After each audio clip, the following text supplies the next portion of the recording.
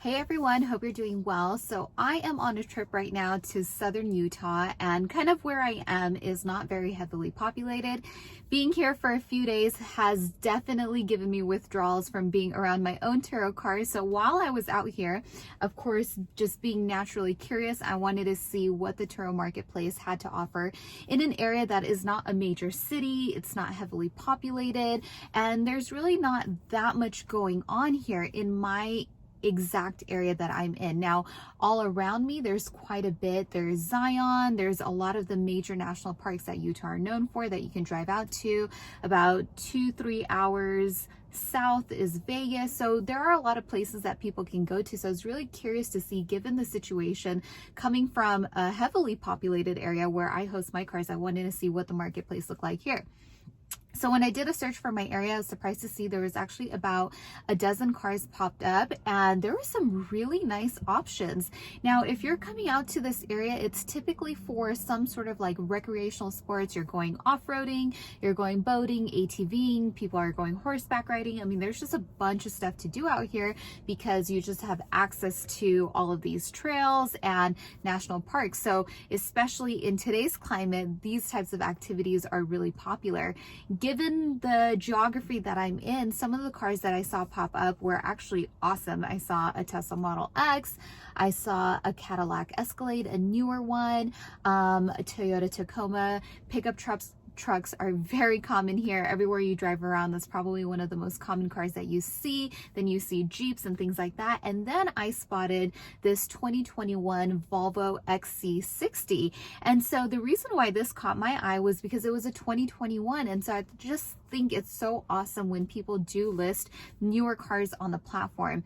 And when I checked out the host, I saw that he only had one trip so far. So he was a newer host, which again told me that this car is definitely brand new. And he had a great review from the previous renter that he had. And you look at little things. I'm a host, so I probably look at these things far closer than maybe the average renter, but I saw his response time was, I think, 0 minutes. He had a great description. He had great photos. And I was like, I would love to check out this car. It's a 2021 model. So I want to get into something new and just kind of see what's going on. I've always heard really great things about Volvos, but I have really no experience in driving any of them. I've heard great things about the XC90 in particular. I hear that they're phenomenal cars. So I was like, let me give this a try while I'm here. And in a second, I'm going to break down the numbers for you guys. But I picked up the car today, or actually I got delivery, which was another reason why I went with this host. Is he had such a fair price for his delivery. It was $15 to get it delivered to my location, which was amazing. So I definitely went for that option. And it's just, there's so much value in that, right? Let's just say, for example, because I drove out here, if I needed to rent a car and I had to go to a traditional car rental company like Enterprise or Hertz, which they are nearby, how would I do that? It's hard to catch an Uber as it is these days, but let alone to be able to get one from an area where it's not very heavily populated. So where would I leave my car? How would I get to that location? This is where Turo is so unique, and why I know for certain I'm so confident in Turo's future. Like, they're definitely going to do really, really well because there's just so much value in that. There's so much value in this experience. If this host was not able to deliver, I don't know that I would have rented on the platform because it would have been a little bit too difficult to figure out the logistics of being able to go pick up a car. So this was amazing. So let me just start off with the whole host experience. I booked the car. It was not instant book, but he approved it right away. He was super friendly. I actually made a mistake in my booking. I chose the wrong date, so then I had to modify my request, and he approved it right away. So he was super friendly right off the bat, really responsive. And as soon as somebody is responsive, that just already gives you a good feel for the experience because you know that it's somebody reliable. So that's the first thing that I think is that, okay, this is somebody that's serious. They're not going to cancel on me last minute, and they're communicating well so that I know I can reach out to them if I have any questions or if I need anything. So that was really great. When it came time to take delivery today, he let me know when he was close by. He actually got here a little bit early, so he had to wait for me for about 10 minutes. And he was more than gracious about that. And by the time I got there, the car was spotless. It had a full tank of gas. He was super nice, had a conversation with me, and it was just such an amazing experience. So as a renter, when I'm in this car, you know, immediately my first thought is, hey, I booked this from somebody else. So I want to make sure that I take care of this car. I want to make sure that I treat it as my own. It's brand new. It's a 2021. It hardly has any miles on it, so I do want to be really cautious about that. I had to go run some errands, and I made sure I parked really far away from all these other cars because it's not my car, and I don't want to get a door ding or have anything happen to it. It's in perfect condition. So that's those little elements that a host can practice, I think really makes a difference when it comes to really ingraining the mindset of a renter, right? When you have that personal interaction with a renter and you show them that you care about your car and you're giving them a car that is spotless and it does have a full tank of gas and you do maintain good communication, people tend to reciprocate that. Of course, that's not always going to be in every case, but I have seen that 90% of the time that does work. And that is how you, in the long run, really end up taking care of your cars, and, you know, they don't experience that much wear and tear, and so the longer they can last on the platform and the more value that you can get out of it. So I was really happy with the experience. So let me hop out really quick before the sun sets and give you guys a quick walk around of the car, and then I'm going to jump into the numbers of the booking because they're actually quite surprising. So, you know, we need to have a talk about how these numbers broke down. Here is the 2021 XC60 that I rented off of Turo here in the St. George area. So if you're in St. George, Zion, anywhere really in southern Utah, this is such a great car to go with. It drives really well. I was really happy with this. Definitely far exceeded my expectations. I'm just not that familiar with Volvos. I've heard really great things about the XC90, but this one was really awesome. Let me show you guys the interior really quick. So this has a really pretty white interior, and it's super clean, brand new. It has a really spacious trunk, so it's really great for traveling, especially if you need the cargo space.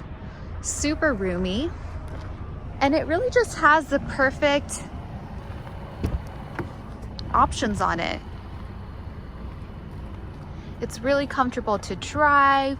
The trim feels super nice, but yet the user experience is really easy. Volvo did a really great job on this car. All right, so I'm super happy with the driving experience of this car. I love just like the little finishing that Volvo did on here. And for the cost of this car, which I think is around $40,000 or so, I mean, they did a really good job. It drives really well. It has an off-road mode on it that I think I saw somewhere.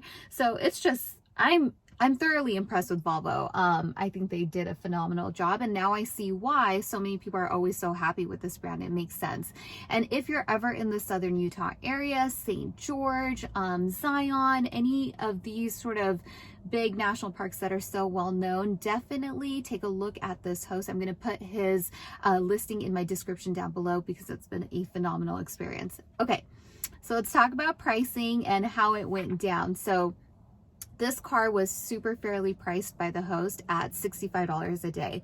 For a brand new 2021 car that is considered a crossover, it's very spacious. You can definitely have a family in here, pack the trunk for whatever your activities are. I thought that was a great price.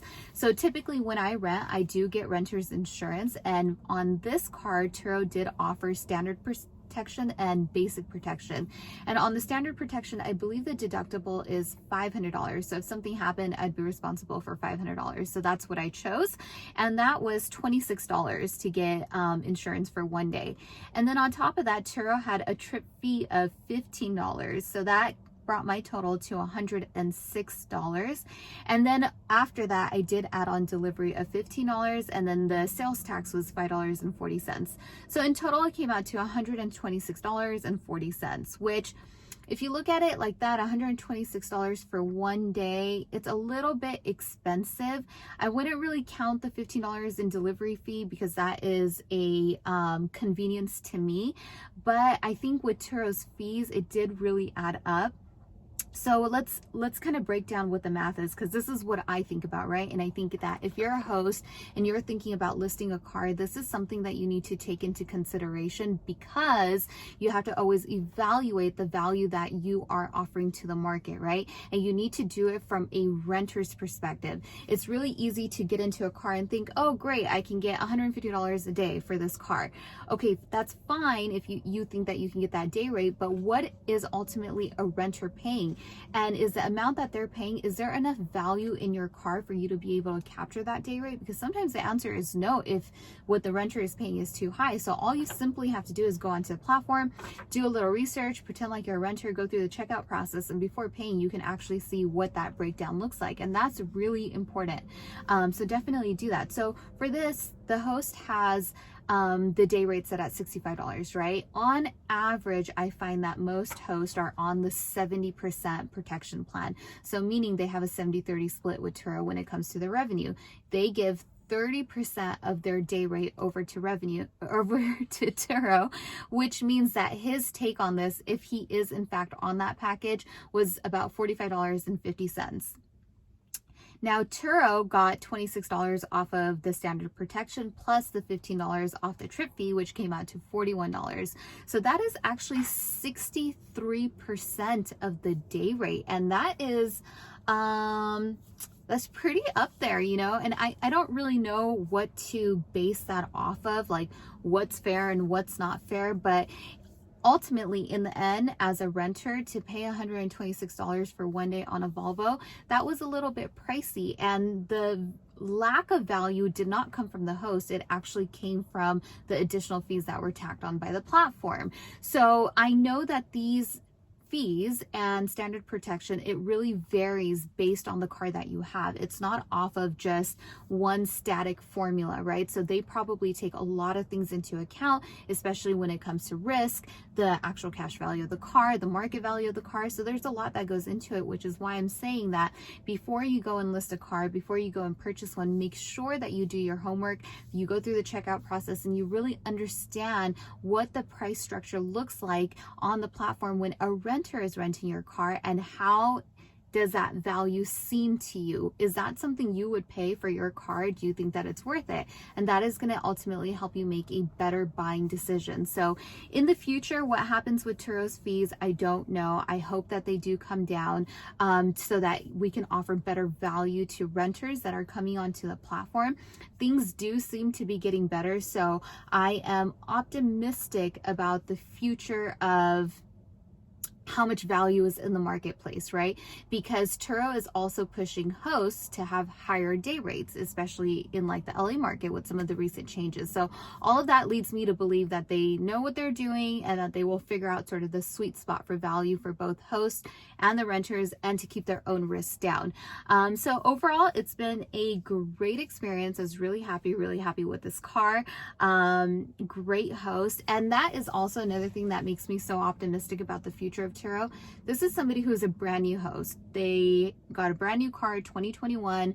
I'm only their second trip. And the fact that, you know, it's somebody who is not necessarily seasoned, from being on the platform, he did a phenomenal job. So this should just go to show you, if you are a host on the platform, or you're thinking of joining, is that there is a lot of value coming into the marketplace. There are a lot of people who are going to enter who understand fundamentally and naturally how important it is to provide a good experience, to provide a great car, and to offer value, and, you know, to go the extra mile and make sure that the car is spotless and that it does have a full tank of gas. So if you are one of those hosts out there that maybe you're slacking on some of these areas, then just, you know, always keep that in mind, that this is a marketplace. People are always going to be moving in, and somebody will always offer more value than you and do a better job than you. So it's very important to remain competitive and on top of your game if you want to survive, because